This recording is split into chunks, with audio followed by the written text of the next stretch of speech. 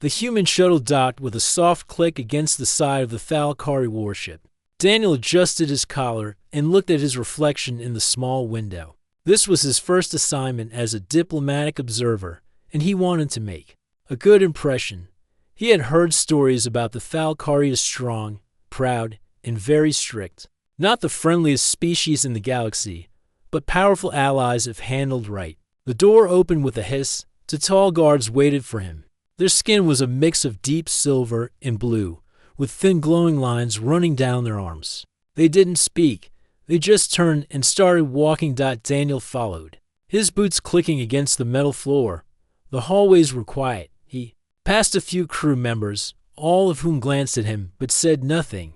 There was no welcome, no smile, just silence. Finally, they stopped at a large door. One of the guards pressed a button, and it slid open. Inside stood Commander Vlari. She was taller than he expected, almost a head taller than him. Her hair was tied back tightly, and her dark eyes studied him with cold interest. Her uniform was simple but sharp, with the Thalkari crest on her shoulder. The glowing lines on her arms pulsed gently. "You are the human envoy?" she asked. Daniel nodded and gave a small bow. "Yes, ma'am. Daniel Ford. You will follow rules. You will not wander. And you will not delay our mission," she said flatly. "Understood," he replied. "Good." She turned slightly. "Your room situation has changed. All quarters are full. You will stay in my cabin." Daniel blinked. "Pardon?" "My cabin," she repeated. "You will not enter my private space. Half of the room is yours. The bed is shared one side for each of us. You will not cross the line." He raised an eyebrow. "A line?" She pointed to a long, faint glowing mark across the center of the bed. "That line. Stay on your side." "Of course," Daniel said, though he was still a bit stunned. Then her tone changed, softer but firm. "And one rule, human, just one." He looked at her carefully. "Yes? Do not fall in love with me." Daniel's eyebrows shot up. He almost laughed, but the seriousness on her face stopped him. Noted. "Good. Settle in. We depart in 30 minutes. With that, Vlari turned and walked out. Daniel stepped into the cabin and looked around. It was clean, cold, and simple, just like everything else on this ship. The bed was large enough for two, but clearly divided by the glowing line. Her half had nothing personal on it, just a small book on her nightstand and a folded uniform. His side was empty. He sat on the edge of his side and let out a breath. This assignment was going to be more complicated than he thought. Later that evening, the ship left orbit. Daniel sat in a small briefing room, listening to details about the ship's journey. It was supposed to patrol the neutral zone between two minor factions, with Daniel there to observe and send reports back to Earth. A simple task on paper, but nothing felt simple now. When he returned to the cabin that night, Vlari was already inside, removing her gloves. She didn't look at him. "Lights dim," she said, and the room darkened softly. She sat on her side of the bed, legs crossed, back straight. Daniel cleared his throat. "Do you always make such strong first impressions?" She turned slightly. "I do not joke. Yeah, I noticed." There was silence for a while. "This ship has no space for mistakes," she said after a moment. "This room is shared. I expect no trouble." Daniel nodded and lay back on his side of the bed. "Don't worry. I'll stay on my side. Just..." Before the lights went fully dark, he looked at the glowing line between them. It seemed so simple, so final. But something about her warning kept echoing in his mind. "Do not fall in love with me." He smiled quietly to himself in the dark. Who said anything about love? Vlari didn't answer, but he could hear her breathing. Calm and steady. Somewhere far outside, stars passed by the window, and the human envoy slept on a warship beside a commander who had made her rule clear. But rules were easy to make, much harder to follow, especially when hearts were involved. The next morning started with the sound of the alarm tone, soft but firm. Daniel slowly opened his eyes and blinked at the glowing line on the bed. Vlari was already gone. Her side was empty and neatly made. She had left no trace of ever being there, except the folded data pad on her table. Daniel sat up and stretched. He had expected this mission to be boring, but instead he was sharing a room with one of the most serious aliens he had ever met. And that rule, it still echoed in his mind. As he got dressed, the door slid open, and Valari stepped in. Her uniform was spotless. She held a small tray with 2 metal cups. "You must eat," she said without looking at him. Daniel blinked. "Is that breakfast? Nutritional beverage? Standard Thalkari ration? Drink it." He took the cup and sniffed it. It smelled like metal and something bitter. But he didn't complain. "Thank you, Commander. You may call me Valari. Only in private, Valari," he repeated slowly. "Well, thanks for the drink." They drank in silence. The only sound was the soft hum of the ship's engines. After finishing, Valari tapped her pad.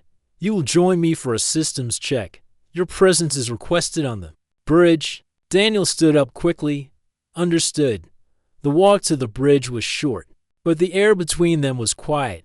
Not cold, not warm, just still. Daniel could feel the eyes of other Thalkari crew on him. None of them spoke to him. Some whispered in their native tongue. Daniel wasn't sure what they thought of a human walking beside their commander on the bridge. Everything was efficient. Lights blinked. Screens displayed space charts. Valari moved like she belonged there, quick, focused, and calm. Daniel stood near a side console and watched. An alert suddenly beeped.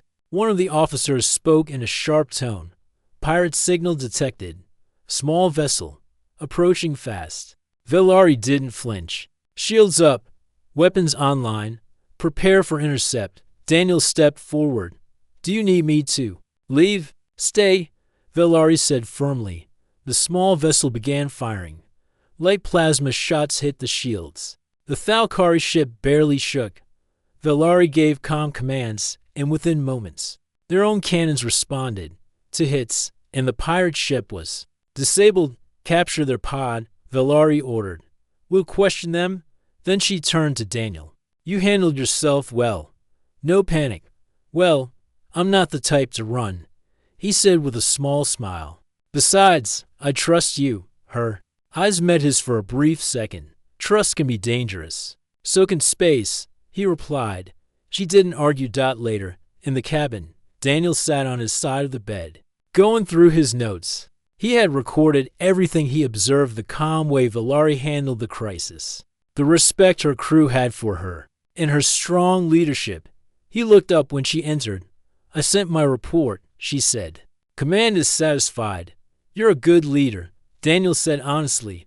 "I must be." "Do you ever let yourself rest?" he asked. She paused. "Rest is weakness during war. We're not at war."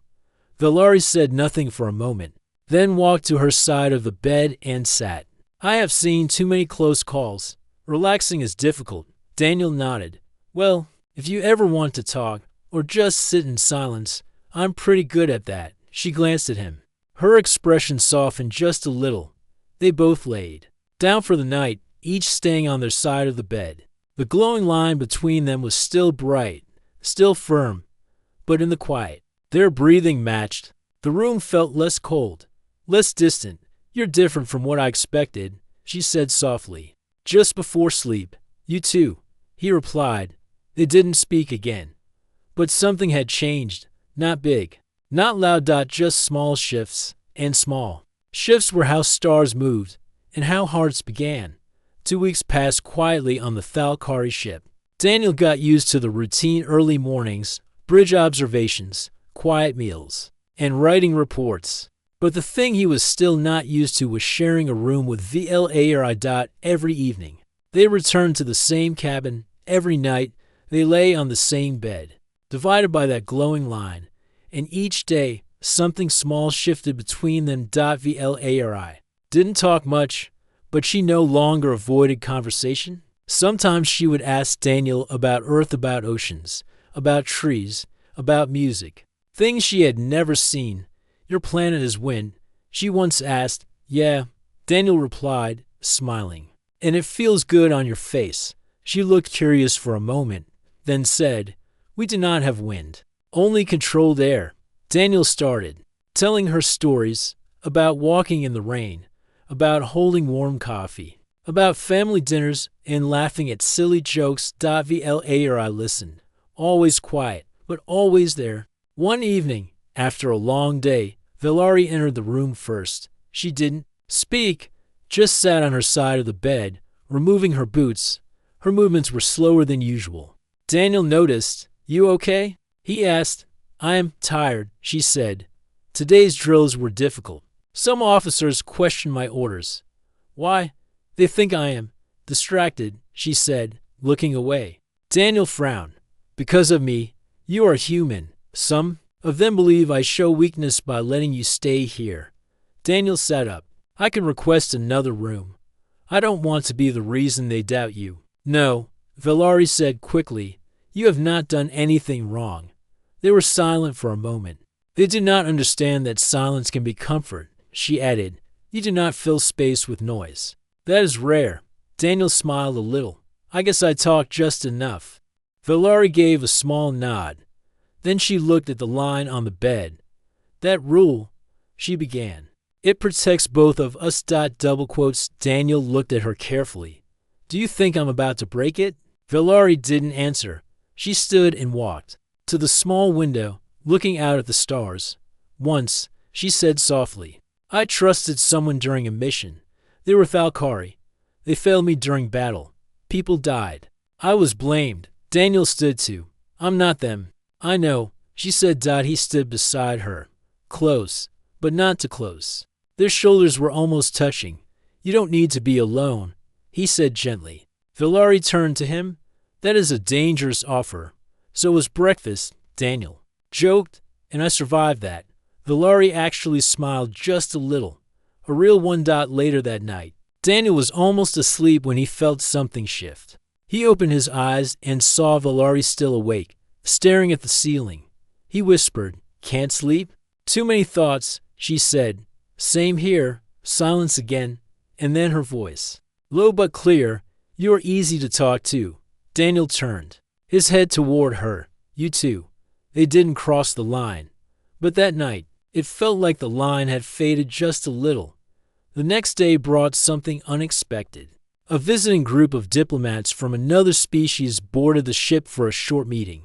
Among them was a tall, sleek alien named Kelvin, who walked with pride and greeted Valari with bold familiarity. "Commander," Kelvin said, bowing slightly, "as sharp as ever. And I see you've taken in a human." Daniel watched from a distance. Valari was polite, but cold. Kelvin smiled. "I didn't know you had interest in humans." Valari replied flatly, "He is a guest of the Alliance." Daniel knew it was just words, but something in her voice had changed. That night, in the cabin, Daniel brought it up. "So, Kelvin, he seems charming." Valari gave him a sharp look. "He is arrogant and enjoys games." "Was he flirting with you?" "Yes." "And do you like that?" Valari paused, her eyes steady. "No." Daniel looked down. "Good." Valari tilted her head. "Are you jealous?" He laughed nervously. "Maybe a little." She looked at him longer, then lay down. "Remember the rule, Daniel," she said quietly. He lay back too. "It's getting harder to remember." Neither of them said anything more, but the air between them was no longer still. It carried something new, something neither of them wanted to name. Not yet. The days were getting harder to ignore. Even though Daniel and Valari still followed the rule and stayed on their sides of the bed, something between them had already crossed the line. They noticed each other more, spoke longer, trusted deeper. On the outside, Valari remained the same strict commander, but in private, she let her guard down more often. Sometimes, Daniel caught her watching him when she thought he wasn't looking. The ship received a new mission to scan an uncharted nebula and check for hidden pirate activity. It was a quiet task, but dangerous. Radiation storms were common, and no one knew what was hiding in the gas clouds. Daniel joined Valari on the bridge as the ship entered the nebula. Red and gold clouds swirled outside the windows. Sensors buzzed with strange signals. "This place is beautiful," Daniel whispered. I nodded. "Yes, but beautiful things can be dangerous." Daniel smiled. "Like you?" She didn't smile back, But she didn't scold him either. Just then, an alert flashed. A small ship appeared on the scanner. No signal, no communication. It was hiding behind a cloud. Valari gave quick orders to approach with shields raised. Daniel stayed near a side console, watching the crew move like clockwork. But the strange ship suddenly turned and fired. Energy blasts hit them hard. The lights flickered. Return fire. Valari ordered, target engines. They exchanged blasts. One shot hit close to engineering. Smoke poured into the hallways. Fire in Section 5. Someone shouted, "Lock it down." Valari snapped. Daniel rushed out of the bridge before anyone could stop him. He remembered the emergency plans from his training. He ran towards Section 5, pulling down vents and using his knowledge of ship design to redirect the smoke. He found a crew member trapped under fallen equipment. Without thinking, Daniel lifted the beam and dragged the injured alien out. By the time backup arrived, Daniel was coughing, covered in dust, and helping the crew restore power. Later, in the medical bay, Valari stood over him. Her arms were crossed, but her eyes were full of something else. Worry. "What were you thinking?" she asked, her voice low. "I saw smoke. I helped," Daniel said, trying to sit up. "You could have died, but I didn't." Valari looked away. "You're not trained for that. You should have stayed safe." Daniel looked at her. "I couldn't just do nothing." Silence filled the room. Then she said quietly, "Thank you." Back in the cabin that night, Daniel sat on the bed while Valari stood near the window. "You saved the crew member," she said. "You saved me," he replied. She turned. "You're brave, but foolish." "Maybe," he said, "but I didn't want to lose you." Her eyes met his, and for the first time, they didn't look away. She stepped closer. The glowing line on the bed was between them. "Daniel," she said softly, "I told you the rule." He nodded. "I remember." "Then why are you standing so close to breaking it?" "Because," he said, "I don't think I'm the only one." Valari didn't deny it. She sat down on her side of the bed, her face calm but her heart racing. "This isn't allowed," she whispered. "Not for a commander. Not with a human." "Then we stay quiet," Daniel said. "We follow the rule. Mostly." She looked at him. "The line is still there. Lines can fade." That night, they didn't speak much, but they didn't need to. Valari didn't sleep with her back turned like before. She faced him. Daniel, too, lay quietly, watching the line. He didn't cross it, but he no longer feared it, and neither did she. The mission in the nebula was over. The ship moved into clear space, but things were not the same. The crew noticed something different about their commander. She still gave sharp orders and held her head high, but her eyes sometimes drifted. She looked softer when Daniel stood nearby, and that didn't go unnoticed. Whispers spread through the corridors. Two officers even approached Valari privately. "Commander," one said carefully, "your connection to the human, it is not proper." Valari stared at them in silence. Her face gave nothing away, but inside, she was burning. She dismissed them quickly, but knew their words would not be the last. That evening, she returned to her cabin and found Daniel reading a small tablet. He smiled as she entered. "How was the day?" he asked. She didn't answer right away. She sat on her side of the bed and stared at the glowing line. "They're watching us now," she said finally. "The crew, the officers, even command, might hear of this." Daniel's smile faded. "Because we talk, because we sit close, because I don't look at you like an outsider, because they think I feel something." Daniel stayed quiet. Valari continued, her voice low. "They think I'm losing control. Are you?" he asked gently. She looked at him. "I don't know." He shifted closer, but still didn't cross the line. "I didn't ask for this, and I know you didn't either. But it's here now, and I don't want to pretend nothing is happening." She nodded slowly. "Neither do I. But this ship runs on order. If the crew loses faith in me, everything falls apart. Then let me go," Daniel said. Valari's eyes widened. "What? Transfer me to another ship? I'll request it myself. That way, they'll stop talking, and you'll keep your position." She stood up quickly. "No." Daniel blinked. "No." You are not the problem, she said. They are. He stood to. I just want to protect. You? I don't want protection, Valari said firmly. I want truth. They stood across from each other, the bed between them. The line glowed softly, like a wall neither dared to break. Then what do we do? Daniel asked. Valari sighed. We stay still. For now. He nodded. Okay. That night, they laid in silence, but something felt heavier than before. The line between them didn't just glow, it pressed on their hearts. The next day, a small transport ship arrived, bringing two new envoys from another Alliance world. They would only stay for a short time, but among them was someone Daniel recognized: Commander Narine. An old ally of Valari. Narin was sharp, proud, and direct. She joined Valari on the bridge and observed everything. During the meeting, Narine pulled Valari aside. The human, Narine said. He shares your quarters. Valari didn't answer. This is dangerous, Narine continued. Your name, your future, it could be ruined. Valari replied. He is respectful, kind. He saved a crew member. Narine stepped closer. And you feel something for him? Valari closed her eyes. I gave him one rule. He never broke it, but I'm not sure I kept my own. That night, Narine left without reporting anything.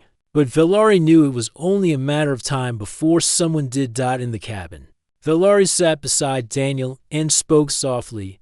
They will come for me soon, she said. Not with weapons, but with questions, and rules, and warnings. Daniel reached for her hand but stopped just short of touching her.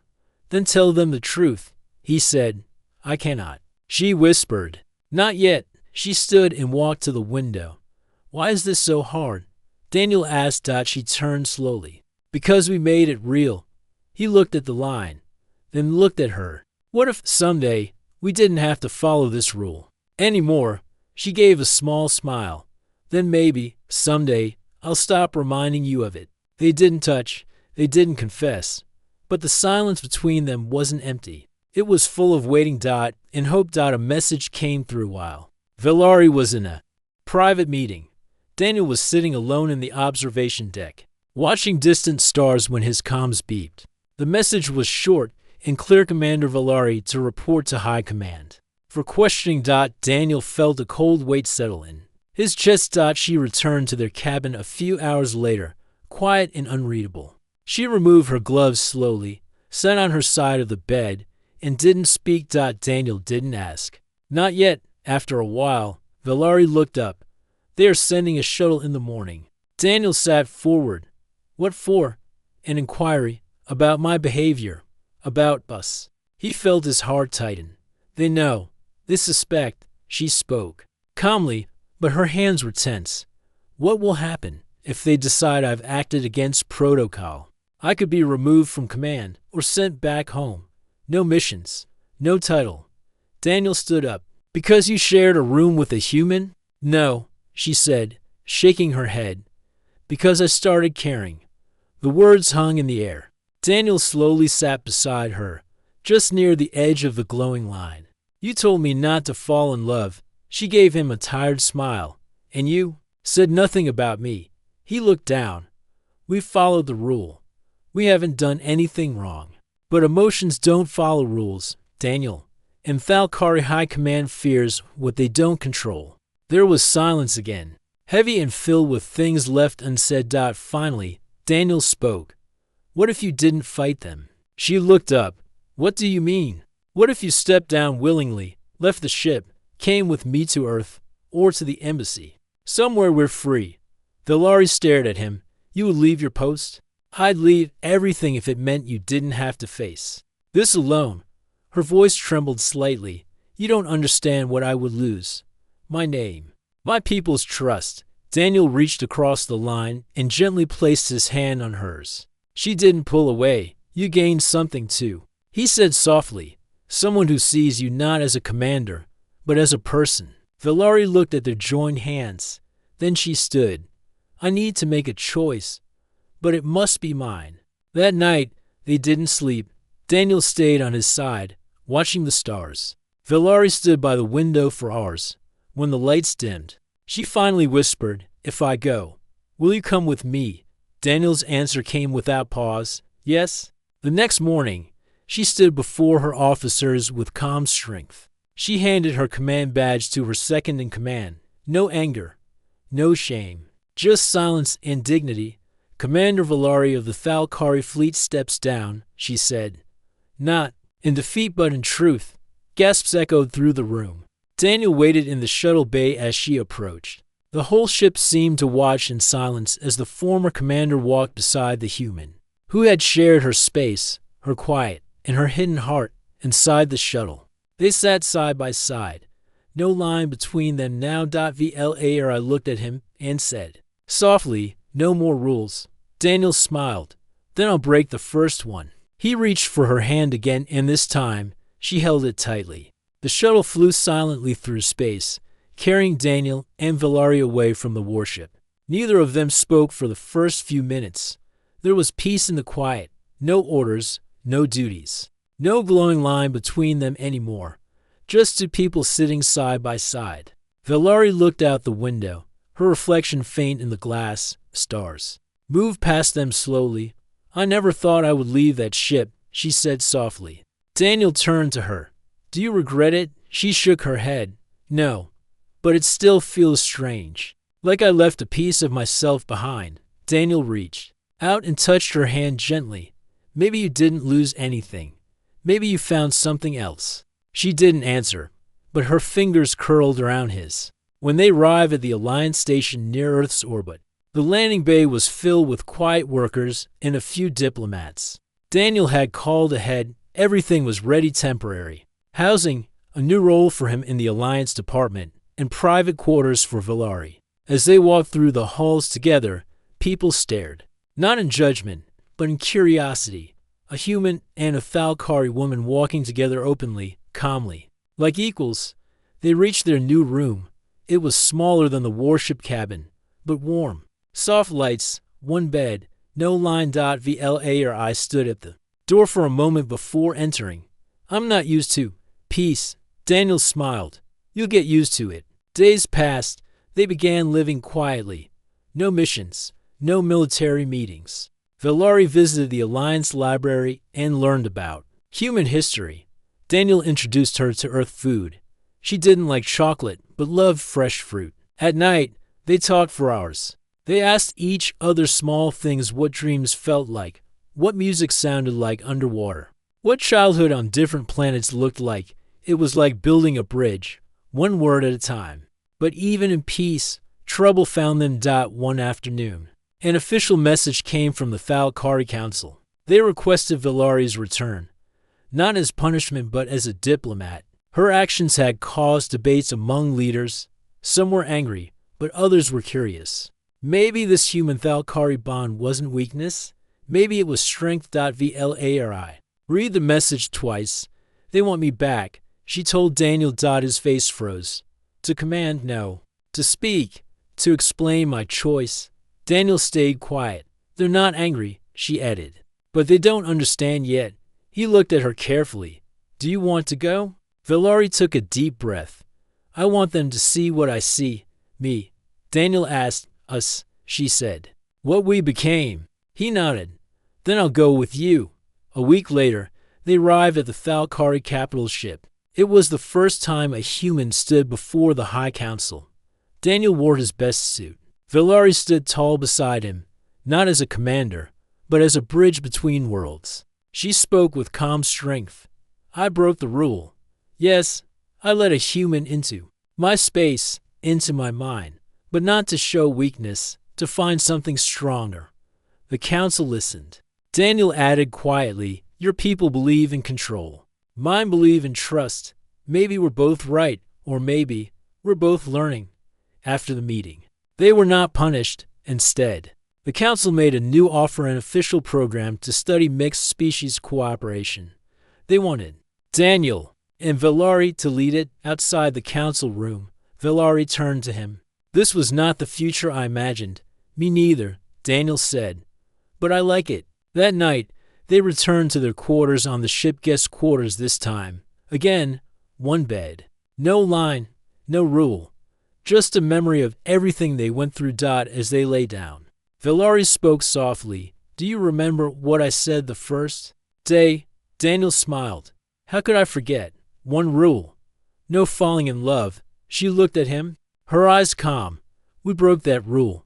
He touched her cheek gently, and I'm glad we did. They closed their eyes, side by side, heart to heart. Above them, stars moved through space. No rules. Just the quiet truth of two people who chose each other against all odds. And in the silence of the galaxy, their story had just begun.